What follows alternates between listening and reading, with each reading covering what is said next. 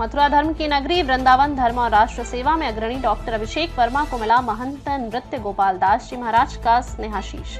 राम जन्मभूमि न्यास तीर्थ क्षेत्र ट्रस्ट के अध्यक्ष और श्री कृष्ण जन्मभूमि के प्रमुख स्वामी नृत्य गोपाल दास जी महाराज ने डॉक्टर अभिषेक वर्मा शिवसेना एनडीए गठबंधन एवं चुनाव के मुख्य राष्ट्रीय समन्वयक को एक भावपूर्ण आशीर्वाद देते हुए कहा कि वो युग पुरुष होवे जो समाज और देश का कल्याण करे, राजनीति में नया मिसाल कायम करे और सनातन संस्कृति को वैश्विक पटल पर प्रतिष्ठित करते हुए भारत को 2047 तक विकसित राष्ट्र बनाने के माननीय प्रधानमंत्री के संकल्प को साकार करे। श्री रामकृष्ण इंटरनेशनल के संस्थापक स्वामी महेंद्र दास गोपाल जी महाराज की उपस्थिति में आयोजित एक विशेष कार्यक्रम में प्रदान किया गया। इस पत्र में डॉक्टर वर्मा को सनातन योद्धा बताते हुए उनके सनातन धर्म, हिंदू समाज और राष्ट्र सेवा के प्रति समर्पण की प्रशंसा की गई। पत्र में उनके कार्यों को प्रभु श्री राम की प्रेरणा से प्रेरित और आने वाली पीढ़ियों के लिए पथ प्रदर्शक बताया गया है। पत्र की शुरुआत में स्वामी नृत्य गोपाल दास जी महाराज ने लिखा है कि पुत्रवत प्रिय डॉक्टर श्री अभिषेक वर्मा, मुख्य राष्ट्रीय समन्वयक शिवसेना एनडीए गठबंधन एवं चुनाव, प्रभु श्री रामचंद्र की असीम कृपा आप पर सदा बनी रहे। उन्होंने डॉक्टर वर्मा के निरंतर प्रयासों, साधना, समान कर्मनिष्ठा और सनातन धर्म के प्रति अदम्य समर्पण को देखकर हृदय गद्द होने की बात कही है। पत्र में कहा गया है कि डॉक्टर वर्मा केवल एक राजनीतिक नेता नहीं बल्कि एक सनातन योद्धा है जिनका जीवन का प्रत्येक क्षण धर्म, समाज और राष्ट्र के उत्थान के लिए समर्पित है। स्वामी जी ने डॉक्टर वर्मा के हिंदू समाज को संगठित करने, गौमाता की सेवा, संरक्षा और धर्म की जड़ों को सुदृढ़ करने के प्रयासों की सराहना की। उन्होंने लिखा कि आपकी यह धर्म यात्रा केवल वर्तमान कालखंड तक सीमित नहीं रहेगी, अपितु यह आने वाली पीढ़ियों के लिए भी पथ प्रदर्शक और आदर्श सिद्ध होगी। पत्र में डॉक्टर वर्मा के संकल्पों की अखंडता, साहस की दृढ़ता और कर्म की पवित्रता को धर्म रक्षा और राष्ट्रोत्थान के महान अभियान में दीप स्तंभ की संज्ञा दी गई है। आशीर्वाद देते हुए स्वामी नृत्य गोपाल दास जी ने कामना की है कि श्री रामलला डॉक्टर वर्मा के दीर्घायु, असीम बल, दिव्य बुद्धि एवं अनंत ऊर्जा प्रदान करें ताकि वे धर्म, समाज और राष्ट्र की सेवा में सदा अग्रणी और विजयी रहें। पत्र पर हस्ताक्षर अंतर्राष्ट्रीय श्री रामकृष्ण इंटरनेशनल के मुख्य संरक्षक के रूप में किए गए हैं, जिसमें स्वामी नृत्य गोपाल दास जी महाराज को राम जन्मभूमि तीर्थ क्षेत्र ट्रस्ट अयोध्या के अध्यक्ष और श्री कृष्ण जन्मभूमि का अध्यक्ष प्रमुख है। दिया है तो इसलिए आया था और मैं आपको बहुत महसूस कर रहा हूँ कि मुझे इतना बड़ा सम्मान दिया, मुझे उन्होंने अपने चित्र में पत्र लिख दिया, तो उसके लिए मेरी जिंदगी धन्य है। आगामी चुनावों को लेकर उत्तर प्रदेश के चुनाव है कि आपकी पार्टी यहाँ से चुनाव लड़ाएगी विधायकों के लिए?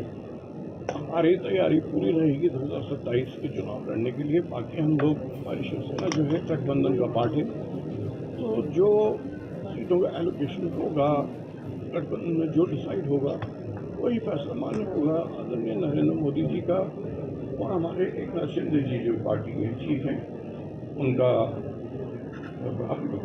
फैसला मान्य होगा। उत्तर प्रदेश में कितनी सीटों पर चुनाव लड़ेंगे आप? तैयारी तो हम पूरी 400 सीटों पर करेंगे, लेकिन कितनी मिलती हैं ये तो गठबंधन का हम तय करेगा। सर, बाकी बिहारी कॉरिडोर को लेकर हम क्या ऐसा है, बाकी बिहारी कॉरिडोर मामला जो है वो कोर्ट में विचाराधीन है। इस वक्त नारायण लोगों का कोई भी बोलना उस बारे में ठीक नहीं होगा, तो अभी डिपेंड न करवाइए हमसे। जैसे कोर्ट का फैसला आएगा उसमें हम लोग खुश रहेंगे। क्या कॉरिडोर सही बनेगा? विचाराधीन मामला है, इस मामले में पब्लिक हित में कोर्ट जब तक रहेगा मामला तो मैं कुछ भी नहीं बोल पाऊंगा, लेकिन हाँ ये है कि जो भी फैसला कोर्ट लेती है हमेशा पब्लिक का हित देख के ही लेती है। सर जी, संभल में जिस तरीके से हिंदू आबादी घटी है उसके ऊपर आप क्या कहना चाहेंगे? देखिए, संभल की अच्छा आपने ये सवाल पूछा।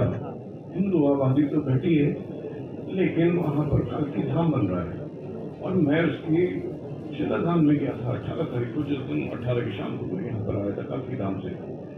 तो आप देखिएगा संभल में आबादी बहुत ही जल्दी बढ़ जाएगी और वो एक बहुत बड़ा टूरिस्ट स्थल भी बनेगा।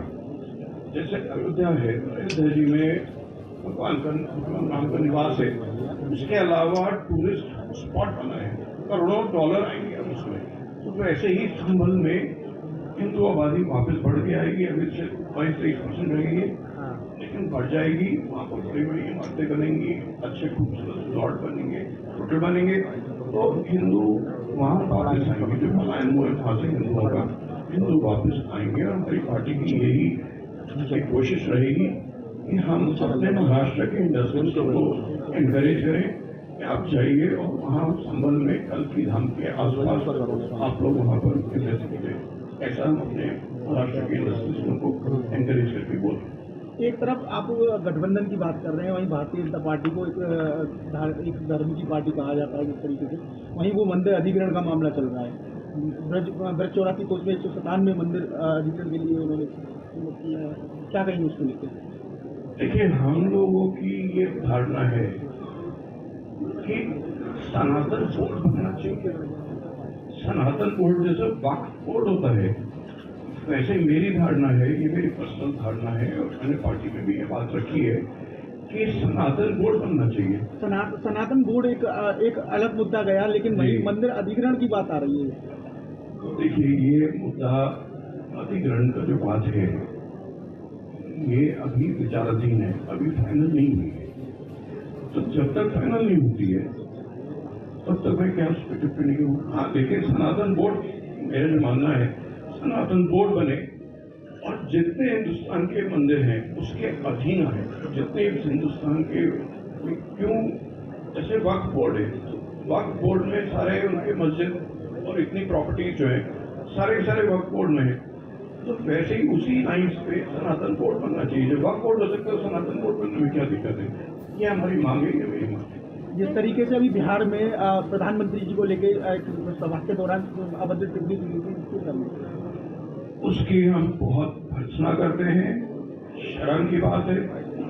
और इस तरह की घटिया राजनीति जो विपक्षी पार्टियों ने, कांग्रेस पार्टी ने और आरजेडी ने जिस तरह की राजनीति शुरू करी है, इस तरह की राजनीति मैंने अपने 58 साल में, जब से होश संभाला है, हम भी पॉलिटिकल फैमिली से ही हैं, अभी मैंने देखी नहीं इस तरह की गंदी शब्द। इस जो व्यक्ति पकड़ा गया है और उसके जितने कॉन्स्पिरेटर्स हैं, इन सबको कड़ी से कड़ी सजा मिलनी चाहिए और न्याय, उसमें डेफेमेशन और जो भी अलग अलग एक्ट होते हैं सारे के सारे उसमें एक्ट करने चाहिए। हम इस चीज़ के, हमारी पार्टी, मैं पर्सनली और मेरे साथीगण सब हम इस चीज़ के बहुत बहुत खिलाफ हैं और निंदा करते हैं। सर, जिस प्रकार की राजनीति हमें बिहार में देखने को मिल रही है, जो शब्दों का प्रयोग हो रहा है, तो शिवसेना से हम भविष्य में किस प्रकार की राजनीति की अपेक्षा कर सकते हैं? हमारी राजनीति बड़ी साफ सुथरी है,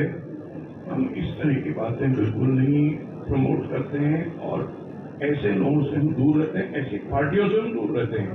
और पहले दिन से हमारे संस्थापक बाला साहब ठाकरे खुद एक कवि थे, कार्टूनिस्ट थे, राइटर थे, उन्होंने ये सारी चीजें, ठीक है, स्ट्रांग मैन थे, लेकिन कभी भी उन्होंने इस तरह की राजनीति को प्रोत्साहन नहीं दिया। उन्होंने मीलों दूर भागते हैं और ऐसी बात अगर ये बिहार में बोल गए, महाराष्ट्र में बोल के देखें। सर, राधाअष्टमी के अवसर पर आप वृंदावन आए, श्री जी का आपने पूरे जलाभिषेक करा, क्या कहना चाहिए? मैं तो यहाँ पर राधाअष्टमी के बहुत ही पावन दिन है और आज मुझे सम्मान पत्र मिला है, तो इससे अच्छा दिन तो मेरे हो ही नहीं सकता। मेरे आज 58 साल जो है। धन्यवाद। ठीक है।